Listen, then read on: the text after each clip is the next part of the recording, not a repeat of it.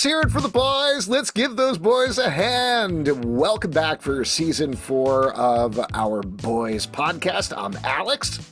I'm Justin. I'm Pete. And we are going to be talking about season 4, episode 1, Department of Dirty Tricks. Oh. It's on Prime Video now. Go check it out if you haven't, because we're going to spoil it. But brief bit of recap here, because a lot goes down before we even get into this episode. There's I want to say conservatively 10 to 15 minutes of recap right at the top of this episode. I mean, I think you need to do a really fucked up recap too to really match the level of exactly. I feel like this show, especially watching it, I was like, oh, I'm so happy to be back. And I was like, oh, I need to change my brain. Yeah. Oh, right. Yeah, get ready. Yeah, exactly. You're not. The show is like, no. You're not ready. You thought you were ready. You sat down, but let's take this back. Is there such thing as a positive lobotomy? Because I think I needed that to get into the previously on, which was so intense, and I love every frame of it. Yeah, the big stuff that you need to going into the season is that after the climactic battle with Soldier Boy at the end, there has been a change in power. Starlight has officially put herself forward as Annie January. As we come into this new season, she started the Starlight House to help out youth and others who need help. Meanwhile, Homelander is firmly in control of the Seven again, but they are way down on the membership. They've got the Deep, they've got A-Train, as we find out in this episode. Black Noir is just back. He's just I love back. no explanation necessary. So funny. So good. But they are down in membership and speaks. Great joke there as well. But I can't believe we'll get into that. We'll talk more about that. They are in a recruiting drive trying to find some new members over the course of this episode. And we do potentially get at least one of those new members in Sister Sage, who we'll talk about as well.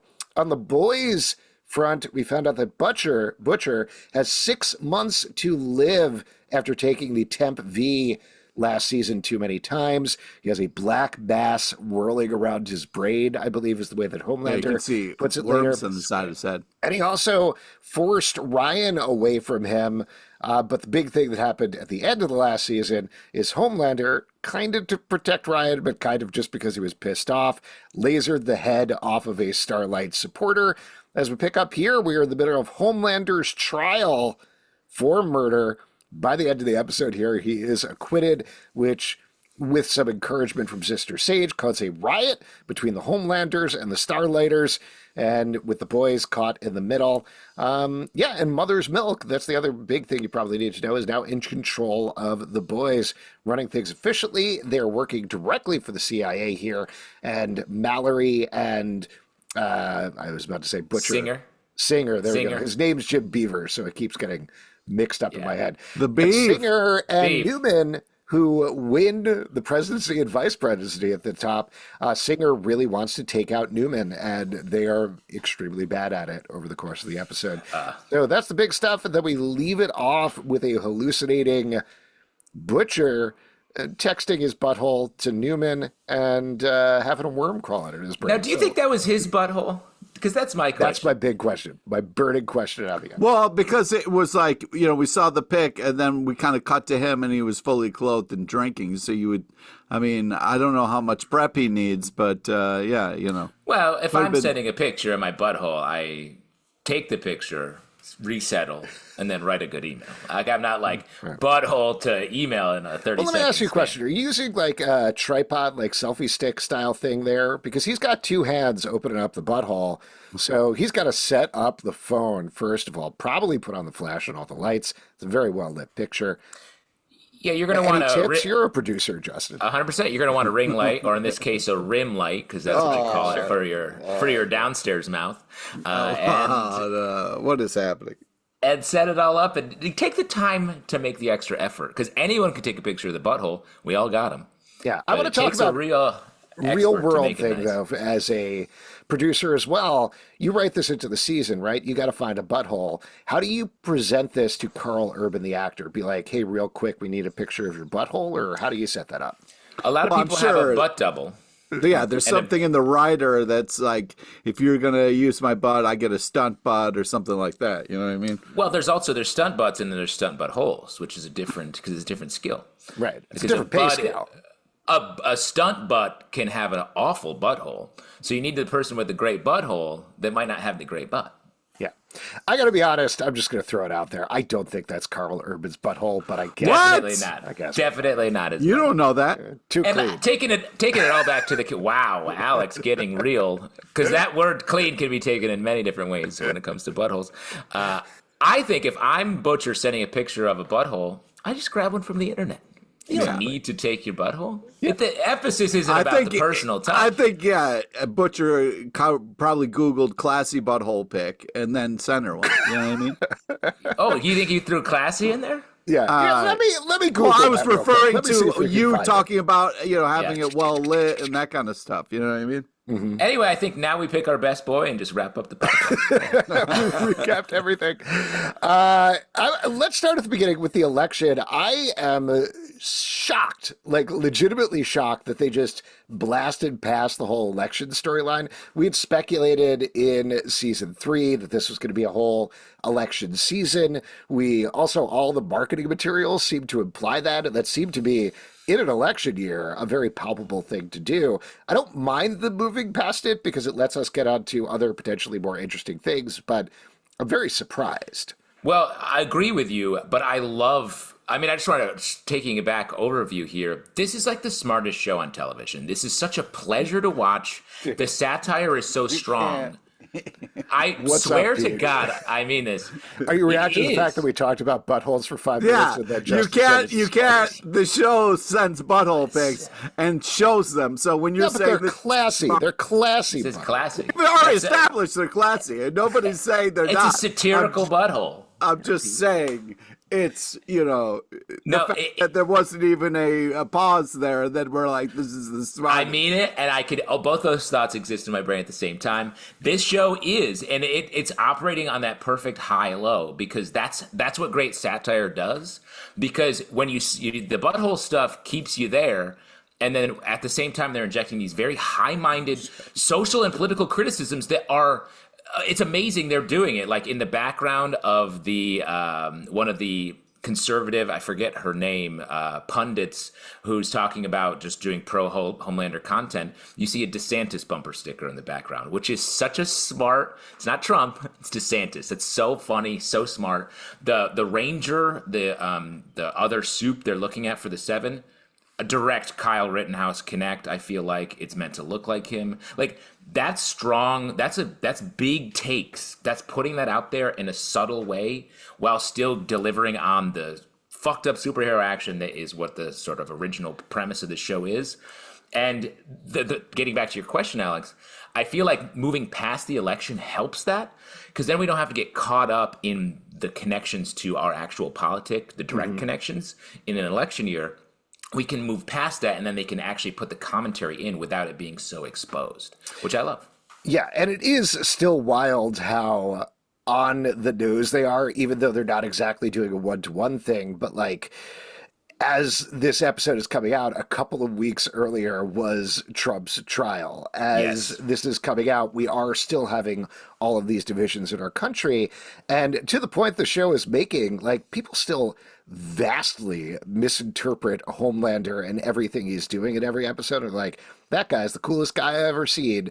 So a lot of this episode in particular seemed to be very pointed in knocking him down a peg, because the other thing I was surprised about was I thought we were going to see unhinged, unfettered, unrestrained Homelander going in here, and they immediately throw us a swerve in this episode with the fact that he's aging, that he, in the grossest way possible, by picking off his gray pubes and putting them in a jar. Disgusting. Keeping them. You gotta keep them. What? You never know. You guys have pube jars? Only for the really gray ones. Oh my God. What the fuck? I have them separated into different colors. What's interesting Multiple rainbow.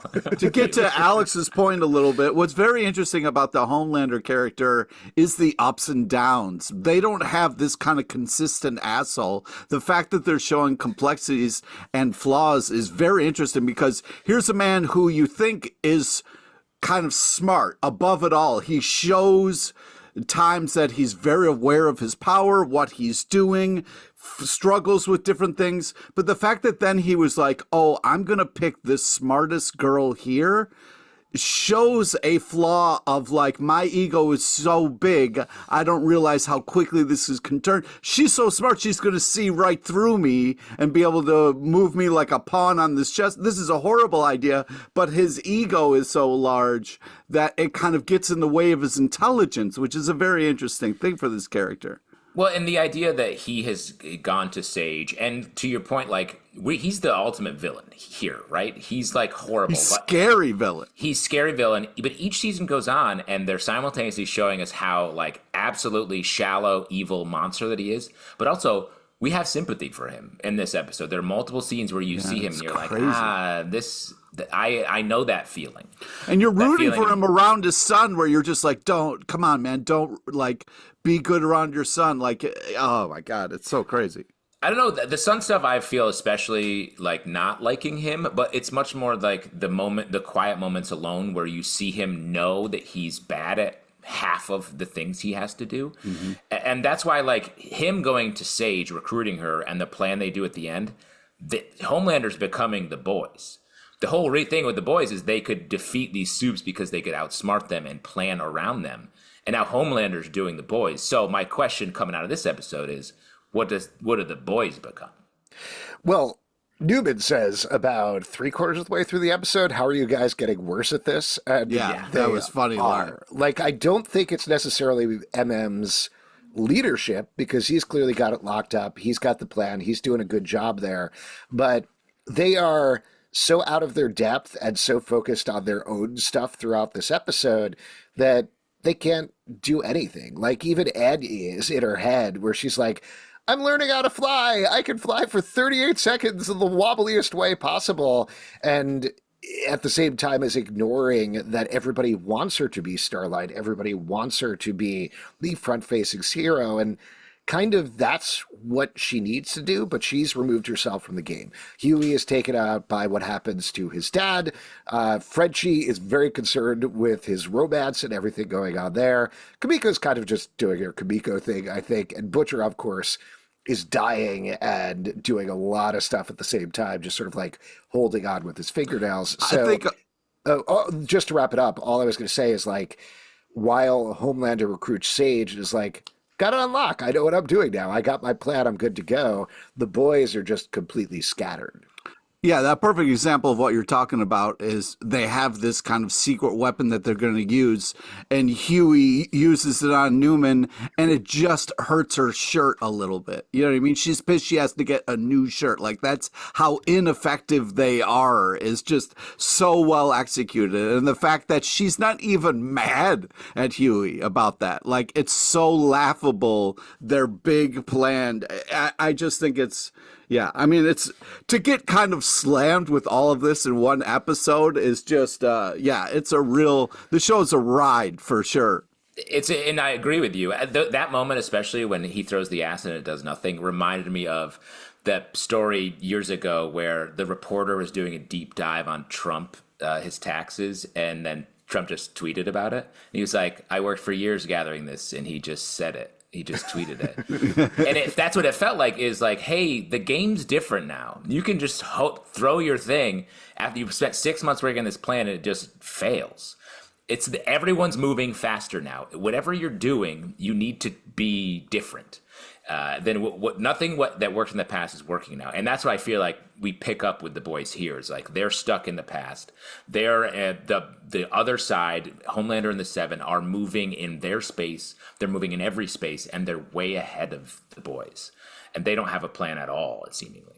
Well, and to the point that you're saying, I think what Homelander realizes in that moment in the scene in Vought Tower when they're talking about who to bring in, he's talking about how everybody is a toady, everybody is just a yes man for him, to the point that he almost gets the deep to Deep. blow A Oh my Train, God, that was just... The where Deep is that the best. I don't know. See, that's the thing. You say the show is so smart, but those moments, I'm like, oh my God. no, That's but smart. that is smartly done. Everything that's going on with the actors in there, where particularly Chase Crawford and it's Jesse Usher, right, who Yeah. A Train and the Deep, where they're just looking at each other. The Deep's sort of like with his eyes like, yeah, I'm Huh? gonna do this, Huh? right? And A Train's like, do not, do, no, Yeah. no, ah.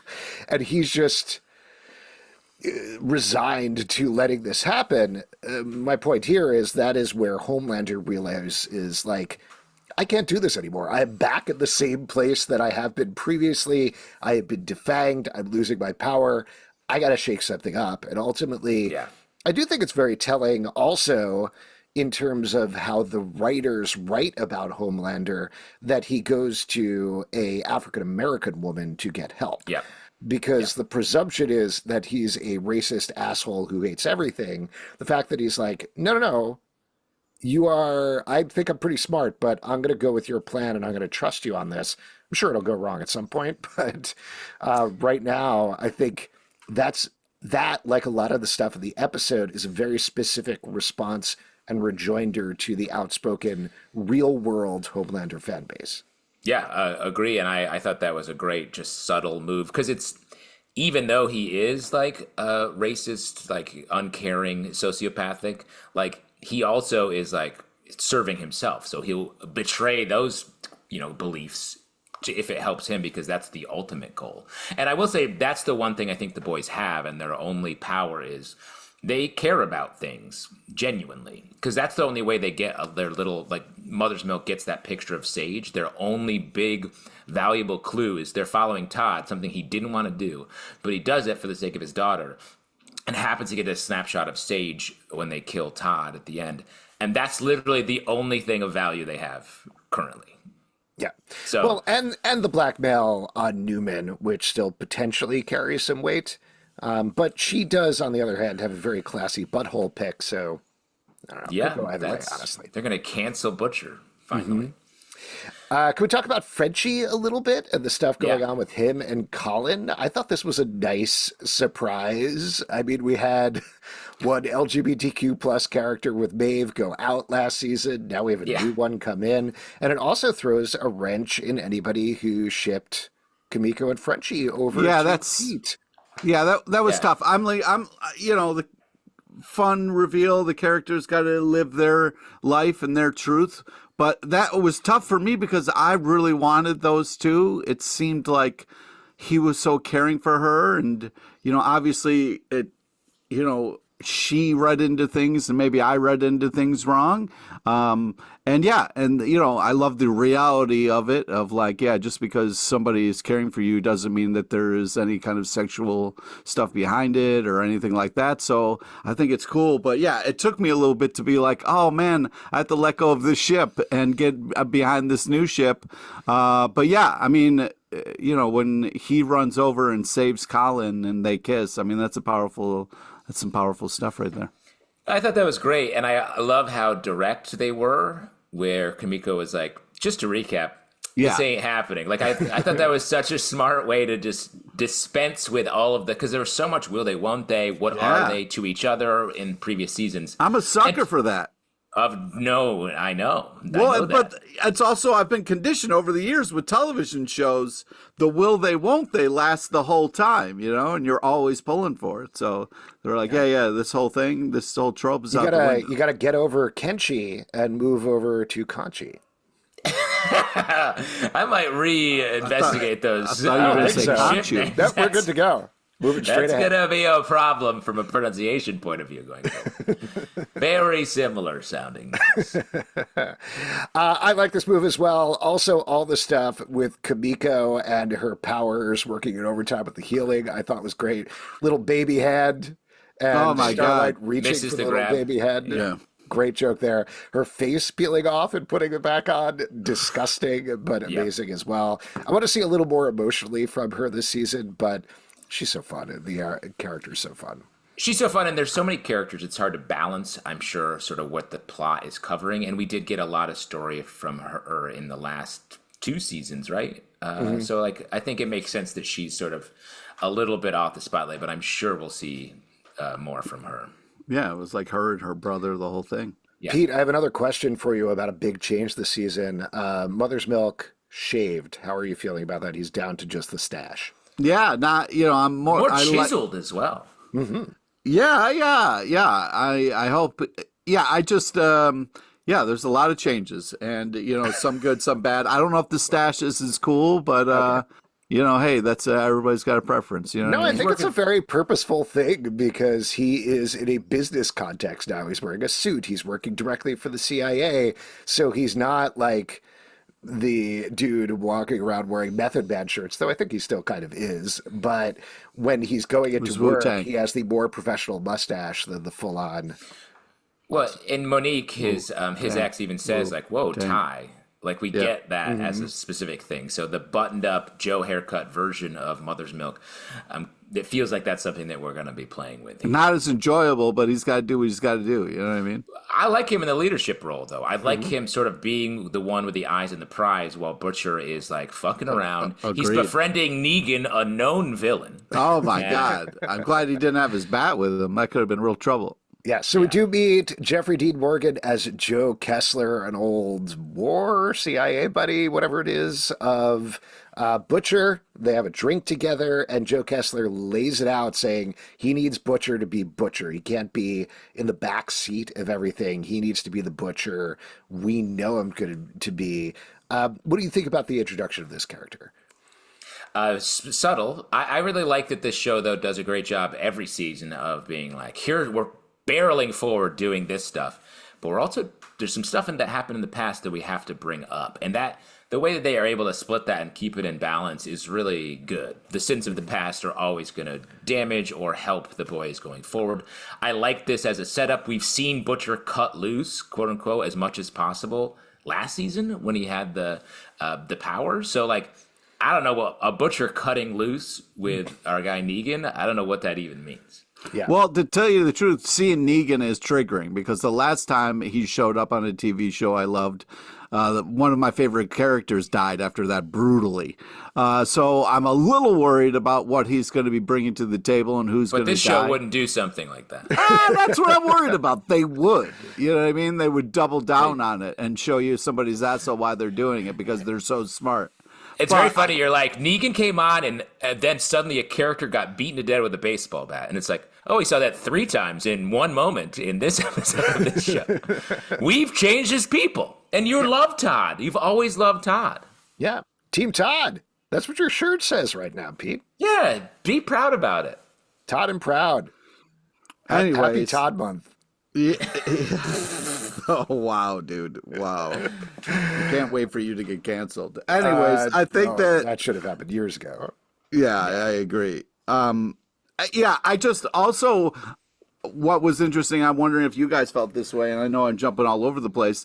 The Deep, I was lured that maybe the Deep is getting played by an octopus a little bit in this episode. Oh, no, not getting played at all. So first of all, Tilda Swinton as the voice of Ambrosius the Octopus, which is bonkers. Like, I mean, that's a flex. That's the show just flat. They're like, we're the #1 show. Let's go. And I love it. It's so good. And it's such a good movie. We talked about the Deep before. He's so like morally bankrupt. He's just will do anything anyone says all the time. It's played for comedy so hard, and it's so good and funny. But also, it's such a great character to just continually ruin over and over. On the octopus front, I think that's sincere. That's the octopus that he slept with last season that broke up his marriage. They talk about that in the news report a little bit. And I think the way that Tilda Swinton played it is like, I love you. I love you so much, the Deep. You're great. And that contrast with everything else that's going on from the Deep. Basically no hesitation murdering Todd's friends, associates, whatever you want to call it. Also, the scene where they're recruiting people, there's the amazing, awful joke where the Deep is like, don't get her. She's a butterface. And Ashley's like, okay. And he's like, because everything looks good, butter. He's like, I got it.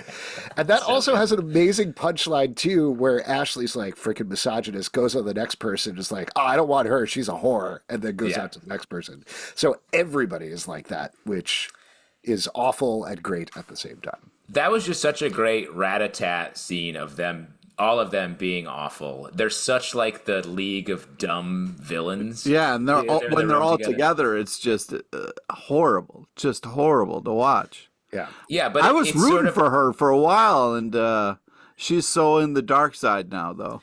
but there's so much. But also she's embarrassing. You feel sorry for her that way. She just compromised herself, and Homelander hates her even more for her efforts in doing that. But it's sort of like the thing of like just pure hypocrisy constantly. It's what, everybody thinks villains are like in our modern real world. So it's funny to see it be so portrayed cartoonishly in that way. yeah. Also, her expression when Homelander was trying to get the Deep to blow A-Train, they cut to her and she's just like, yeah. Yeah, I know, it's so good. Very funny. One thing I want to say is watching this, I just made me like and remember Gen V so much. Like, what an essential part of this universe. And we don't get a ton of mention of it. We get to mention the virus and all of that, which I thought was great. Well, Newman's kind of a crossover a little bit. 100%.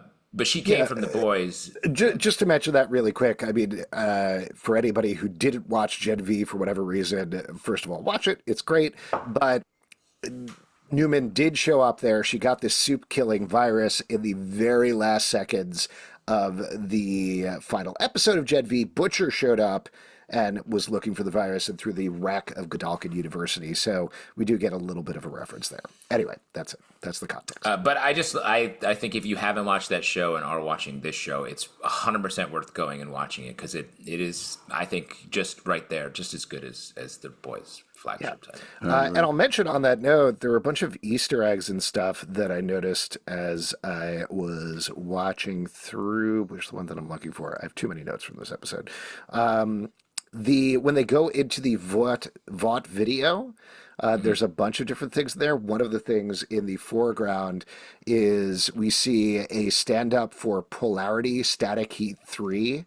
Polarity is Sean Patrick Thomas on Gen V, played the character, and he shows up. It's a younger version of him.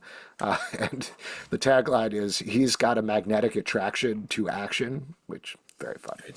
There's also a poster in the Vought video for, I think, it was kind of blurry in the background, but it says Soldier Boy in, and that's Jensen Ackles' character for the last season. It says Soldier Boy, and the name of the movie is Soldier Boy. So another very funny, just like quick little visual joke in the background. Yeah. Okay. I mean, just to run through it, there's just so many great joke moments. The do you wink to your own voice line from Butcher to Homelander right after he sees the cancer in his head, which I thought was great. Like, just to get that out on there and have your greatest enemy know your weakness right out of the gate is good. But my favorite line came right after that, when Homelander and Ryan walk out, and it's like, come on, I don't want to miss Smash Mouth. Oh, my God. And then Smash Mouth comes on. I was like, holy shit, how can you be this good right here? I loved it so much. It makes so much sense that he would like Smash Mouth. It just, and then they have the song play. It's like a double punchline. Man, it's so good. That was great. We should talk about Zoe, Newman's daughter, who we get her power revealed. She has a tentacle mouth, and it's horrifying. In this episode, we also get the awful, amazing line of Homelander when Zoe and Ryan go off to get ice cream, being like, "Don't come back pregnant." And you're like, what the fuck are you doing? Great stuff. That scene was great between the two of them. There's just so many great scenes. Yeah. What do you think about Ryan, by the way? Like, he's clearly a focal point of Homelander, who's really trying to become one with him. We also weird line. Butcher, I also don't like that because there was a boss of mine who used to say that. He used to be like, we really got a mind meld on this. And I was like, stay out of my brain, buddy. But yeah, that's not how this works. Yeah, that's not, we could have opposite ideas. That's okay. We can discuss these things. Anyway, different circumstances, but Butcher obviously is very focused on him in a different way as well and tries to recruit him. But what do we think about Ryan in the middle there? What do we think about what's going on with him? He's obviously much taller this season. I think the actor's growing, I guess, to solve that mystery. All right. Not CGI? There wasn't a CGI choice there? Let's investigate. I think it's called the CGI stretch, where they to have a growth happen, they just kind of stretch him out a little bit. Yes. Yeah. That's why so many Disney Channel shows, the actors are like wispy in the middle, like you can kind of see through it because they've stretched them too thin. Yeah, just like when you're pulling apart like a piece of gum. Taffy? Oh. Yeah. All right, great. I think Ryan is going to be a central focus here. He's sort of the barometer of who's going to win. If Ryan is She's the canary, I think, in the coal mine. Yeah, you could say that. Or he's going to choose Homelander or Butcher, and he's going to be so powerful he's like, it's like a nuclear warhead, and they're trying to make the warhead choose which side he's going to sort of be powerful.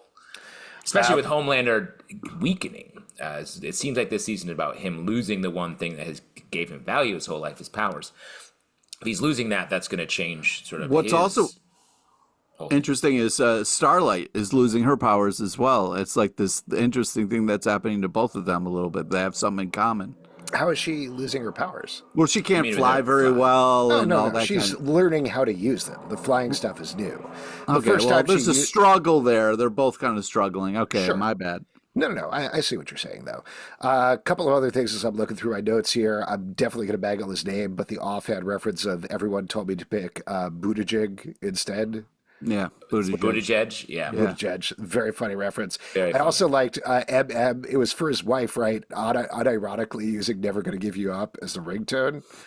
Got rickrolled. Yeah. Rickrolled himself. Very good. Simon Pegg in the hospital. This is scary stuff, man. Yeah. It's just the character. It's not actually the actor. Oh, well, art imitates life sometimes. You know what I mean? Good His point. Voice. A lot of actors end up being sick after they play a sick person. Yep. His voicemail message about James Patterson novels was so funny. That was so good. I love that also the way that Jack Quaid plays it and those lines being like, please, I just want you. You can tell me the whole plot. You can read me these terrible. Also, the titles are hysterical. So funny. It's so on point. What about his mom showing up? Yeah. That's Rosemary DeWitt, I think, is the actress who plays her. We don't get to see her in this episode, but I think it's Rosemary's Baby. It's Rosemary's Baby, all grown up. Yes, correct, Pete. 100%. But that was great. That's going to throw a wrinkle there, so that's exciting. What else? Oh, I really like the line from Sage, "You are welcome to laser me, but I assume you need my party trick for something." Like, I think that lays out exactly what this relationship between her and Homelander are going to be, which is interesting. We haven't really seen anybody not even stand up, but be like on equal footing with Homelander on this show before, other than maybe Stormfront, but even that was a very different relationship. Yeah. I thought that was great. And literally following on the heels of the sycophant scene, it was like, this is what he needs. He needs to be challenged by someone who has something he doesn't have. Mm-hmm. I also liked, you sort of mentioned it, but everyone being grossed out by Kamiko's face coming off at the beginning, I thought was really funny, just like we are. Newman's line to Huey, "Have you ever seen War Games?" Ha, of course you have. I thought it was great. Newman, they just called Arizona. Great topical referential choice to make there. The Deep on the talk show talking about his girlfriend pooped in his bed. Reference to the Johnny Depp trial. I was like, man, everything's a target on this show. Sage's line, "Who builds your monuments? Who tongues your taint?" I was like, way to speak Homelander's language or tongue, technically. Foreshadowing of the taint to come. The taint to come. That's our segment where we talk about what we hope. Yeah, hold that for the taint to come segment. My bad. We also got to see Becca again, Chantal Van Santen, show up in Butcher's hallucinations. Nice use of her, nice way of bringing the actress back. Obviously very sad for Butcher, but it is good to see that, like, there's something in his head that's hopefully keeping him on the right track, you know? And that something in his head is a worm that we saw in the last shot there, where the side of his forehead is wiggling. Yeah, don't like that. Didn't like that last shot at all. No good. No, because I was wondering what he was drinking, and then I saw the worm wiggling around. I was like, oh, it's tequila. That's it. Yeah. Wow. Good stuff from P. the Page. The last thing I wanted to say about it is, like, this show does such a great job of making the protagonists, even though we love them and we know that they will in some way win in the end over the course of the season, to make their task feel absolutely fucking impossible. Like, and it feels like, especially this season, which is in the political world, it feels like the struggles, no matter what side you're on, of real politics and just grappling with the state of the world now feels like, nothing can change.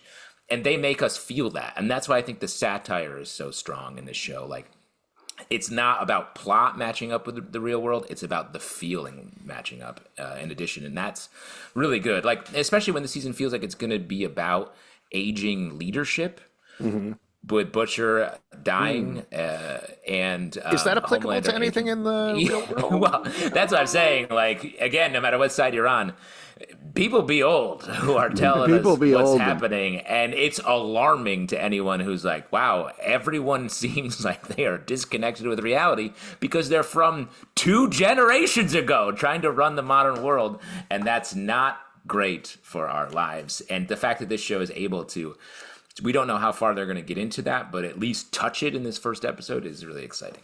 Yeah. Any other notes before we start to wrap up here, Pete? Yeah, I just, when we kind of got the credits and they played that kick-ass song at the end, it was nice to be back. I feel like they did such a great job of giving you one hell of an episode to start the season to kind of get back into the boys' mindset. And by the time it ended, I was like, oh, yeah, this show is a fucking blast, man. Yeah. 100%. Very exciting. And in fact, there's 3 episodes up today that we're going to recap in individual episodes. But before we wrap up here, let's talk about who is best boy this episode. Pete, who is best boy? I mean, that's tough. Everybody's got a lot of work to do. I just feel like the Butcher's hallucination of his wife is the best boy because she is trying to get him to a better place, and almost everybody else has given up on Butcher. And Huey's still pulling for him, but not like he used to. And I feel like she's going to be the key to getting him to a better place. And if that happens, then we could have a good thing happening. If he doesn't, there goes the whole fucking thing. So your best boy is Becca, who is probably the worm in his brain. Yeah, the So worm, Becca worm. obviously. Yeah, The ex-wife. Becca the worm. Yeah, Becca the Yeah. worm. That's the Edgar Allan Poe story is the worm in the butthole, right? Yeah, I believe that's. wow. It's got to do some investigating on that reference. Yes, I believe. Justin, who's your best boy in the episode? Or best I boy? mean, it's hard to best butthole. I think we do after in a second, but best boy. I mean, it's there. It's like being back with your old friends. The people that you love, the people that you love to hate. So I got to give it up to Homelander, Anthony Starr. His performance is such a hard thing to do, to be the public persona, the Homelander who meets Sage. And to do both of those sides while being like sympathetic, but also like an absolute one of the biggest monsters on television at the same time. But it's just a great performance top to bottom. I kind of want to give it up to Sage a Get little it top bit. to bottom. Yep. I kind of want to give it up to Sage. Just, I really like this character. She's very intriguing. But I think I'm going to give it up to Mother's Milk in this episode. I just love seeing Laz Alonso in the comedy straight man position and everybody just riling him up over the course of the episode, but actually keeping things on track and focused in a way that Butcher never did was very impressive, really changes the dynamic of the show. And even as the boys are kind of doing a terrible job, he's doing the right job and trying to send everybody in the right path. So that's exciting to see. We'll see if that holds on over the course of the season. And for all of you, if you'd like to support this show and all the shows we do, patreon.com/comic book club. Also, we do a live show every Tuesday night at 7 p.m. to Facebook and YouTube. Come hang out. We would love to chat with you about the boys. Apple, Spotify, Android, or the app of your choice to subscribe, listen, and follow the show at Comic Book Live on Twitter/X, Comic Book Club Live on TikTok and Instagram, comicbookclublive.com for this podcast and many more. Until next time, I forgot how we signed off this podcast. The boys. We jump to the next podcast, which is called Taint Misbehavin', where we do a breakdown of all of our favorite characters' buttons.